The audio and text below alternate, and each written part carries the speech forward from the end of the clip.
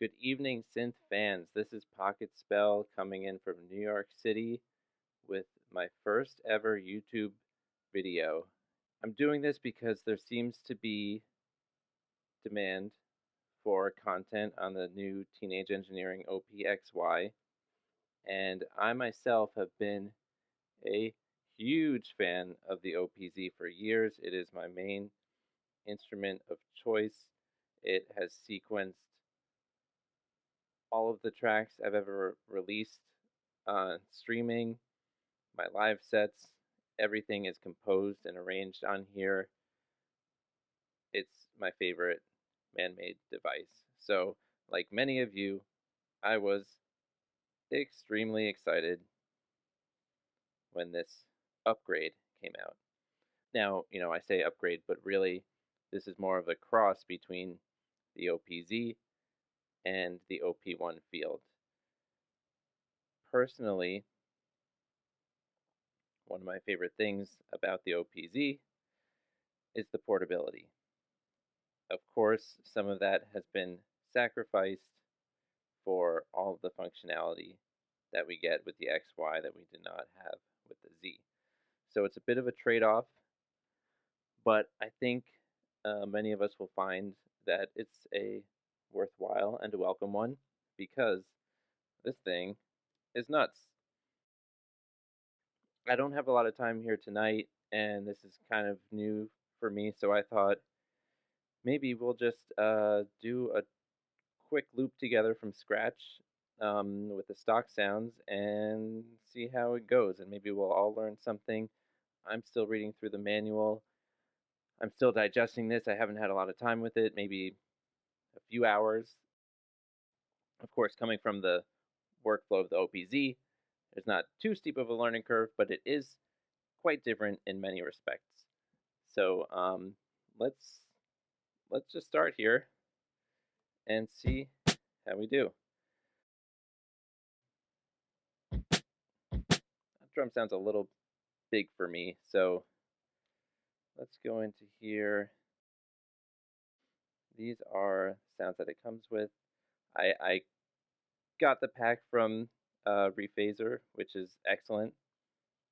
Thank you very much for putting that out so quickly. But for the sake of everyone who's just taking their OPZ out of the box, let's stick with the stock sounds for now. So that's kind of fun. I tend to like 135 is like kind of my favorite BPM right now. So let's start with that and see how we go. So let's do four on the floor so that we can get rid of that metronome sound, which is, I have to say, I do not like the metronome sound compared to the OPZ, which I think has some like cool options. There's something like Japanese or something that is kind of funny, but anyway, beside the point. What else do we want to do? We want it to be like really predictable and just do something really basic there. Maybe we can do something a little more fun with some hi-hats. Maybe just start with like a random.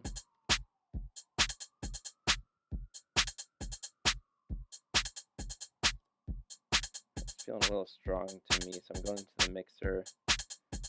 I have sensitive ears, and sometimes that kick is just a bit much. We also don't want our hats to be too overpowering either. Okay, so back to our sound. This is one of the new engines that we get with the XY. It's very cool. This one is great for bass sounds, but you can also get like cool leads out of it. Personally, I like these engines a lot better than the ones that we got with the Z, and I prefer them. This might be a controversial viewpoint, but I prefer them over the OP1 field as well. They're just a little more basic for me, and the kind of music I make is really more like kind of gritty, analog sounding, nothing too out there. So it's kind of perfect for my purposes, at least so far. So if you want to get to just the end, so you get your presets, shift and your track number. And then you can change either category presets by category, bass, drum, leads, keys, etc. versus engine. But if you do it from here, it's still presets. So I kind of prefer to like kind of get this engine from scratch. Maybe let's see how that comes in at.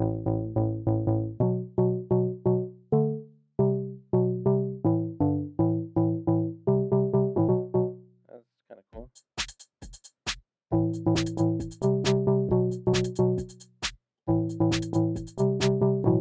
Oh, so first thing we got to do here is set our bar length to 2. This is a new feature, of course, on the OPZ. We only had 16 steps. We could change the resolution to get 8 bars, but then what we sacrificed was being able to put step components and other per step variations. So now we have full control over 4 bars. We can still change the resolution to get an even longer pattern, but for now, all we need is 2, because I just want like that silly little.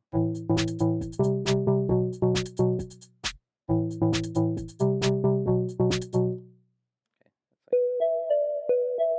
Now here we got the E piano. Personally, I haven't found too much of a use for this one yet. I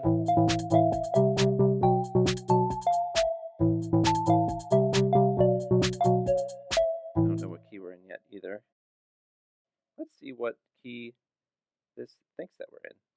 So go to our brain, or an A minor, of course. Okay. All right, so we'll just stick with the white keys, see how we do. This engine, the Dissolve, so far is my favorite. Very cool. You can get pads, leads. It's very bright, buzzy. I like it. So one thing I had a little trouble finding at first was how to get to the different settings from legato, mono, and poly. So now we're in poly mode. Let's turn that filter on. Cool. I'm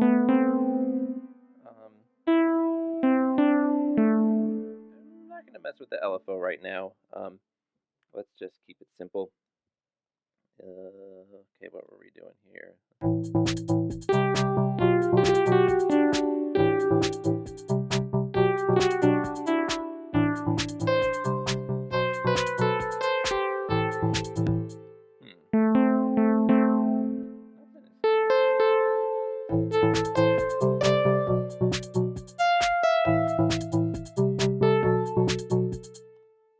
Okay, something like that. Sorry, it took me a little while to get there. I don't know.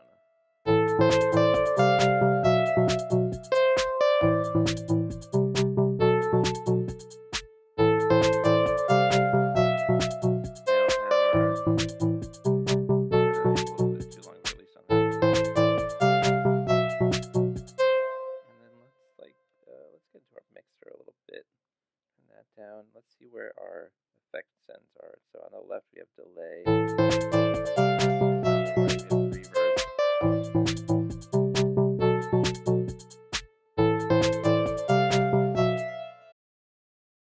That's something. This is another very cool engine, great for strings, pads, ethereal sounds.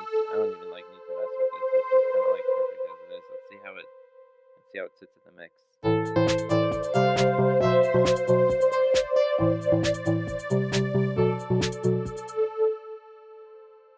like go with that, right?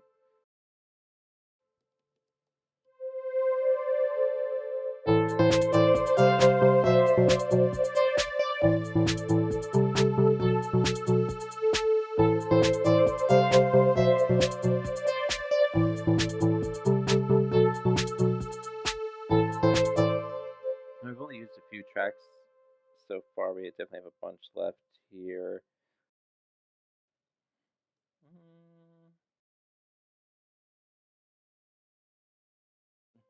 Okay, you know what?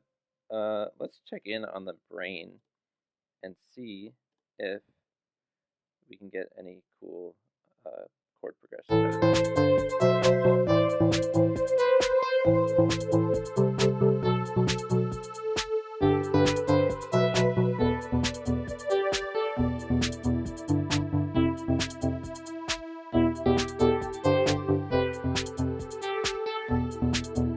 Okay, so it's not perfect, but let's just, for the sake of this video, let's just leave that on there.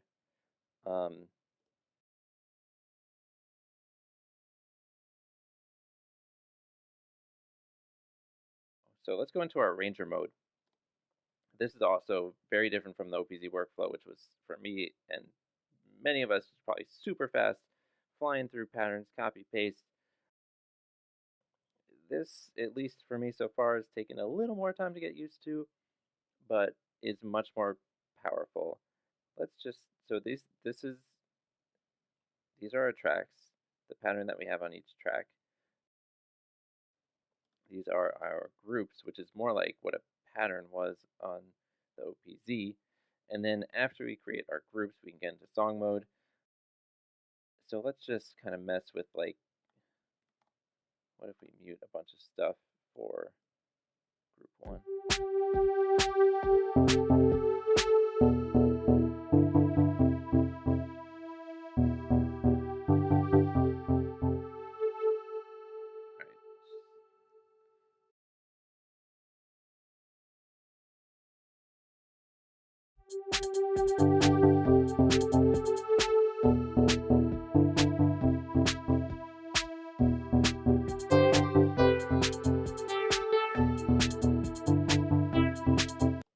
And you know what? I think we are in that kind of chord. We're in that transposition because we still have the brain track on. So for groups 1 and 2, let's turn this off, and then let's also turn off for 3, and then when we finally get to 4, I'll turn it on and see how it feels.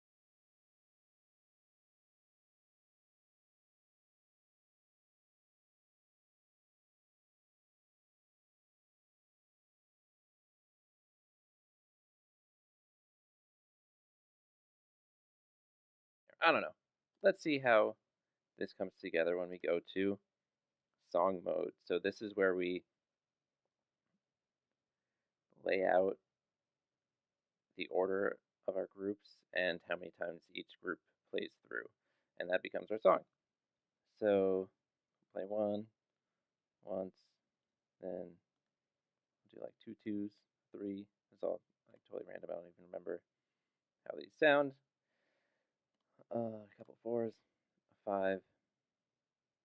Let's just see how that plays out. And I'm going to do some punch-in effects while this is running.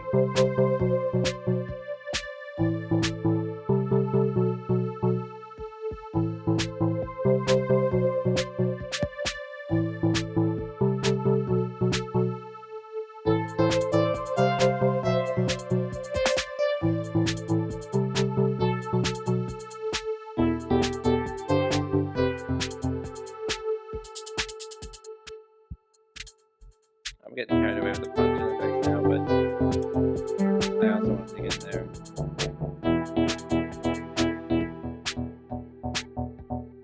It's a cool way to just do like a completely different kind of section.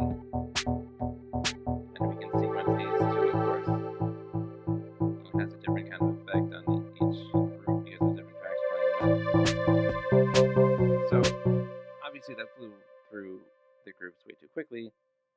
It's not even a good loop to begin with, but it's the first thing that came out. So I think we'll end that one there.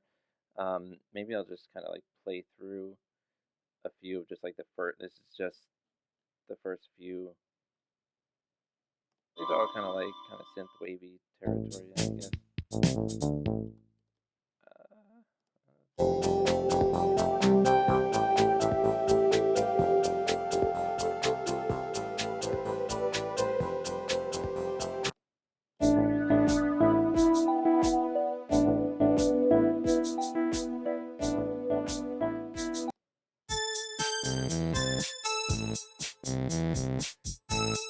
So look, we'll get into some of the other stuff a little deeper next time if we do this again. Like I said, this is my first time. I'm just really excited about this device. I love my Z forever, but I'm curious to see what I can make just with this. And I can leave kind of like the full rig with all the synths and drum machines to the side for now and just chill on the couch with this bad boy. And I hope y'all are having fun with it too. Or if you don't have it yet, just watch the videos. Or if you're pissed about the price, just putting out like hateful comments and shit. Whatever, man. It's all good. Just enjoy. Peace out.